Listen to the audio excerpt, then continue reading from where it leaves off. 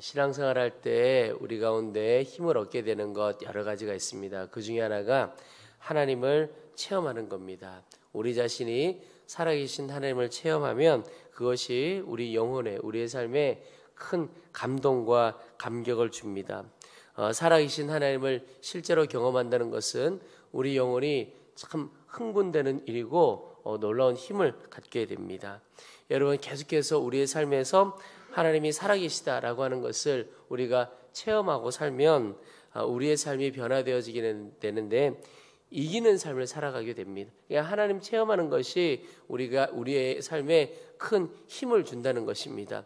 하나님을 알지 못하면 쓰러지고 넘어지기 쉬우나 하나님을 알고 체험하고 이렇게 깊이 교제해 갈수록 우리의 모든 삶에서 이기는 삶을 살아갈 수 있게 됩니다.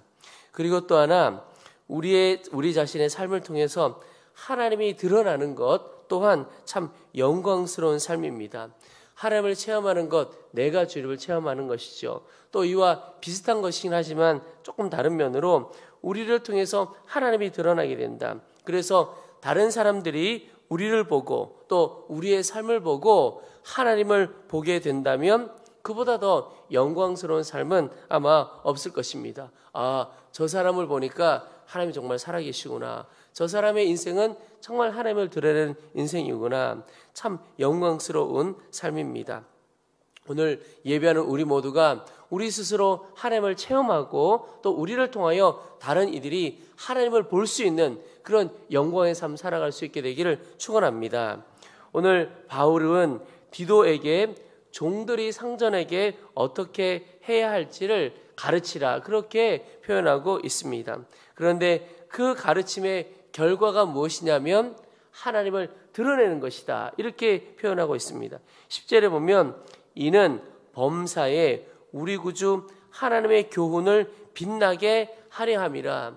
하나님의 말씀이 빛나게 한다. 이 말은 결국 하나님 그분을 드러내게 된다 이런 뜻입니다. 근데 여러분, 종은 상전과의 관계에서 그가 어떻게 해야 그가 믿는 하나님을 드러낼 수 있을까? 그것을 오늘 사도 바울이 말하고 있습니다.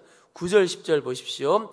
종들은 자기 상전에게 범사에 순종하여 기쁘게 하고 거슬러 말하지 말며 훔치지 말고 오히려 모든 참된 진실성을 나타내게 하라. 종된 사람들이 상전에게, 섬기는 사람에게 어떻게 해야 되느냐? 첫째는 범사에 순종하라.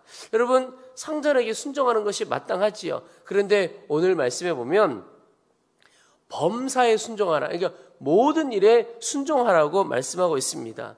여러분, 그냥 순종도 아니고 모든 일에 순종하라. 이게 참 쉬운 일은 아닙니다. 내가 순종하고 싶은 일이라든지 내가 이해되는 일이라든지 내가 할 수 있는 일이라든지 이런 것은 순종하기가 쉽습니다. 그런데 내가 잘 이해되어지지 않는 일이라든지 내가 하기 어려운 일이라든지 용납하기 어려운 이런 일들에 대해서는 순종하기가 참 어렵습니다. 그런데 사도 바울은 종은 마땅히 상전에게 범사에 순종하라고 말씀하고 있습니다. 또 두 번째 보면 더 심한 이야기를 합니다. 기쁘게 하고, 여러분, 순종보다 기쁘게 하는 것 어떤 면에 보면 더 어려운 일입니다. 순종은 그냥 감정과 상관없이 해갈 수도 있는 일입니다. 그런데 그 모시는 상전을 기쁘게 한다는 것은 또 다른 차원의 섬김을 나타냅니다. 세 번째 보면 거슬러 말하지 말라 이렇게 표현하고 있습니다. 여러분, 이 말은 상전과 종이 진정으로 마음을 합하게 되는 것을 뜻합니다. 마음이 나누게 된다면 거슬러 말하기가 쉽습니다. 그래서 마음을 나누지 못하면 있을 수 없는 일이 바로 거슬러 말하지 않는 겁니다. 혹 맞지 않는 일이 있다 하더라도 부당한 일이 있다 하더라도 주를 믿는 우리는 어떻게 해야 되느냐?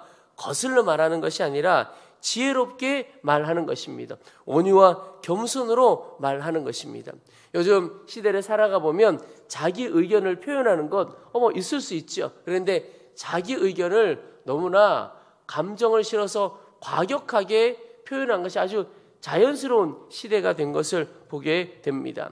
우리 지역에도 이곳저곳으로 다니면서 보다 보면 현수막들이 걸려있는 것을 보는데 어떤 요구를 할 수는 있죠. 그런데 그 요구하는 문구가 좀 무서울 때가 있습니다. 이게 격하게 표현을 하는 것이죠.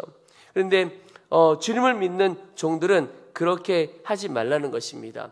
어떤 일을 고쳐가고 의견 표현할 수가 있죠. 그런데 온유와 겸손함으로 분노함으로 하지 말라고 말씀하고 있는 겁니다.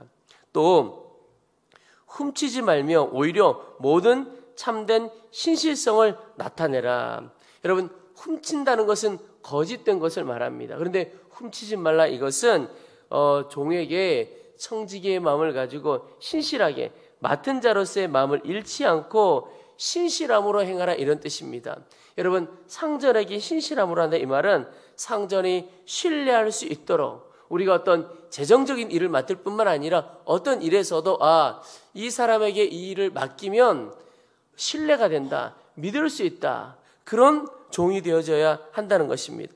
모든 것을 믿고 맡길 수 있도록 우리 자신이 먼저 상전에게 신실함을 나타내어야 한다는 것입니다. 저는 이 구절을 읽는데 한 사람이 생각이 났습니다. 요셉이 생각이 났습니다. 보디발이 요셉을 그의 가정의 노예로, 종으로 쓸 때 먹고 마시는 것, 입맛은 자기가 책임지는 것, 그거 외에는 아무것도 상관하지 않고 네가 마음대로 알아서 해라, 너의 뜻대로 해라, 다 맡겨준 거죠. 그런 신실한 사람이었던 것이죠. 근데 여러분, 이런 것들 어떻게 할 수가 있습니까? 정말 복음으로 변화된 종의 삶이 어떠한가를 보여주는 것입니다. 모든 일에 순종하고 상전을 기쁘게 하고 거슬러 말하지 않고 오히려 신실함을 나타내는 것, 이것은 복음으로 변화된 종이야말로 복음으로 변화된 사람만이 보여줄 수 있는 삶입니다. 근데 여러분, 오늘 종이 상전에게 어떻게 하는지를 읽어가다 보면 한 가지 조금 이상한 것을 발견할 수가 있습니다. 우리가 세상적으로 좋은 종이라고 한다면, 좀 이해하기 쉽게 말하면 좋은 직원이라고 한다면 어떤 사람이겠습니까? 실력이 탁월하고 능력 있는 사람을 좋은 종이요, 좋은 직원이다, 이렇게 표현할 수가 있습니다. 그런데 오늘 주님께서 찾으시는 사도 바울이 좋은 종이라고 말하고 있는 사람, 순종하고 상전과 한마음을 갖고 신실한 사람입니다. 그 어디에도 실력, 능력 이런 이야기가 없습니다. 그것은 정말 하나님이 찾으신 사람은 그의 마음, 그의 태도, 상전과 얼마나 마음을 합하느냐, 상전에 대하여 어떤 태도를 가지고 있느냐, 그게 훨씬 더 중요하다고 말씀하고 있는 겁니다. 세상은 실력 있는 사람을 찾지만 주님은 순종하는 사람을 찾습니다. 세상은 능력 있는 사람을 찾지만 주님은 신실한 사람을 찾고 있습니다. 하나님이 찾으시는 사람, 하나님 쓰시는 사람의 기준이 서로 다르다는 겁니다. 여러분, 우리가 섬기는 주님을 향하여서도, 또 우리가 세상에서 만나는 상전들을 향해서도, 또 만나는 사람들을 향해서도 이런 태도로 살아보시기 바랍니다. 그럴 때 오늘 말씀에 보면 주님이 드러나게 된다, 하나님이 빛나게 된다, 이렇게 말씀하고 있는 거죠. 사도 바울이 에베소서 또 골로새서에서도 종에 대하여 말씀하고 있는데 비슷한 말씀을 하고 있습니다. 에베소서 6장 7절에 보면 기쁜 마음으로 섬기기를 주께 하듯 하고 사람들에게 하듯 하지 말라. 상전을 섬길 때, 그 윗사람을 섬길 때 주님께 하듯 하라라고 말씀하고 있습니다. 또 골로새서 3장 23절에도 보면 무슨 일을 하든지 마음을 다하여 주께 하듯 하고 사람에게 하듯 하지 말라. 그 어디에도 실력, 능력 이런 표현이 없습니다. 마음을 다하여 주님께 하듯 섬겨라.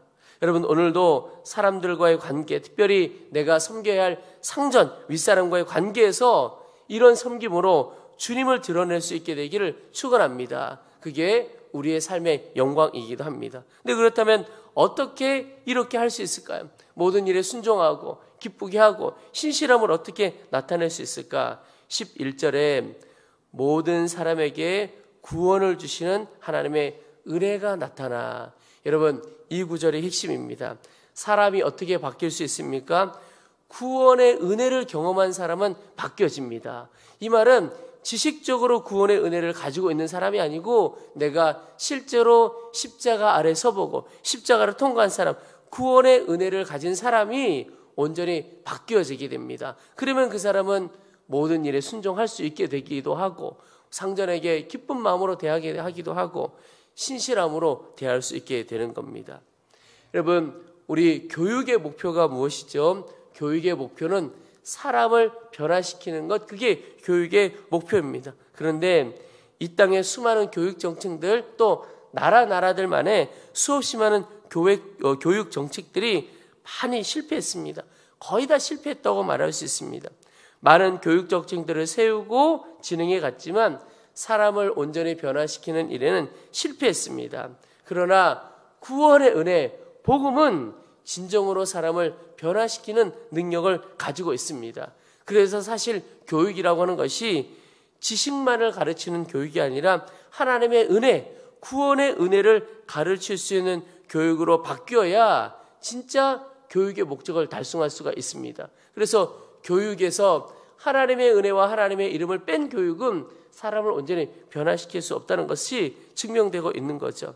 하나님의 은혜만이, 구원의 은혜만이 그 영혼을, 그 사람을 온전히 바꿀 수 있습니다. 그래서 여러분, 우리가 그렇게 변화되어야 하는 것이고, 그리고 사람들을 섬겨갈 때도 그 십자가를 통하여 사람들을 섬겨갈 수 있는 겁니다. 우리가 섬기는 상전을 바라볼 때 주님의 구원의 은혜를 통하여 그를 바라볼 수 있어야 합니다. 그래야 범사에 순종하고 기쁘게 하고 신실하게 대할 수 있는 겁니다. 상전과 나 사이에 주님이 없다면, 구원의 은혜의 십자가가 없다면 절대로 그렇게 할 수가 없습니다. 구원의 은혜가 그 가운데 없는데 어떻게 내가 그 사람을 기쁘게 하도록 섬겨갈 수가 있겠습니까? 상전과 나 사이에 주님이 없다면 절대 그렇게 할 수 없는 것이죠. 여러분, 이것은 종과 상전과의 관계에서만 있는 일이 아니고 우리가 살아가는, 우리가 경험하는 모든 인간관계에 똑같이 적용되는 일입니다.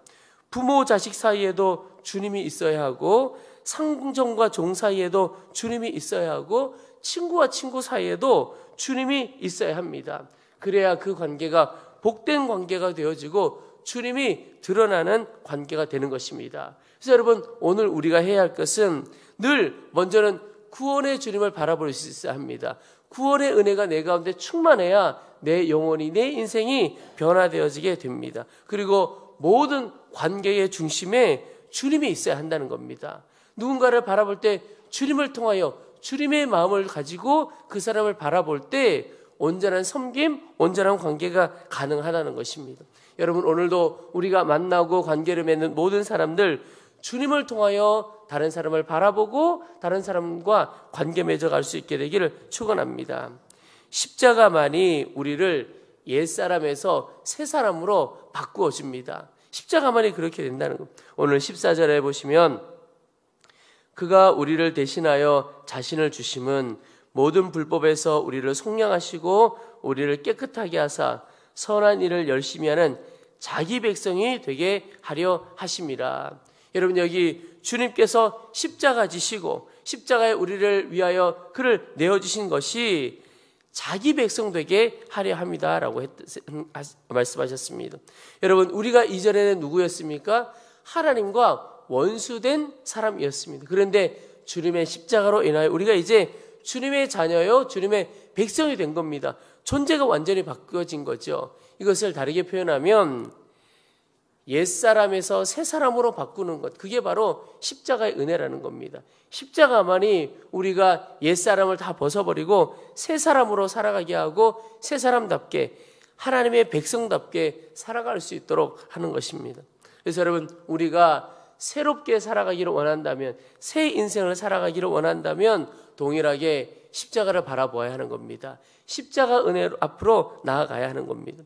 여러분, 우리가 영적으로 충만하기를 원합니다. 영적으로 충만하게 살아가기를 원한다면 똑같이 십자가로 가야 하는 겁니다. 십자가 그늘 아래서 구원의 은혜를 다시 누리고 십자가를 붙들 때만이 힘있고 능력 있는 삶, 새로운 삶을 살아가게 됩니다. 여러분, 우리가 십자가를 바라볼 때 그 감격과 감동이 늘 우리 가운데 있게 되기를 축복합니다. 그게 새롭게 되어지는 능력이고 세상을 이기는 힘입니다. 하루는 스펄전 목사님께서 서재에 앉아 그 책상 앞에 앉아서 훌쩍훌쩍 울고 있었습니다. 서재에 들어왔던 사모님이 목사님이 그렇게 우시는 모습을 보시고 왜 우냐고 물었습니다. 그때 이 스펄전 목사님이 이렇게 말을 했습니다. 오늘 참 안타깝고 슬프게도 십자가를 생각해도 아무 감동이 없어. 그래서 울고 있다는 겁니다. 여러분, 이 스펄전 목사님의 사역의 능력, 삶의 능력이 무엇이었는가를 깨닫게 해주는 겁니다. 그는 늘 십자가의 능력, 십자가의 감동이 내게 힘이구나 하는 것을 깨닫는 겁니다. 근데 어느 순간에 십자가를 봐도 감동이 없다. 이건 내 영혼에 너무나 큰 위기요, 큰 문제구나. 그래서 다시 한번 그 은혜를 깨닫게 해달라고 주 앞에 나아간 것이죠. 여러분, 십자가를 바라볼 때 나를 위하여 죽으신 주님, 생명 주시기까지 피 흘리기까지 나를 사랑하셔서 나를 살리시고 새롭게 하시는 그 주님을 바라볼 수 있게 되기를 축복합니다. 그때만이 우리의 심령이 회복되고 영적으로 충만한 삶을 살아갈 수 있게 될 것입니다. 주님, 십자가의 감격, 구원의 감격이 내 안에 늘 있기를 원합니다. 이것이 우리의 기도이기를 소망합니다.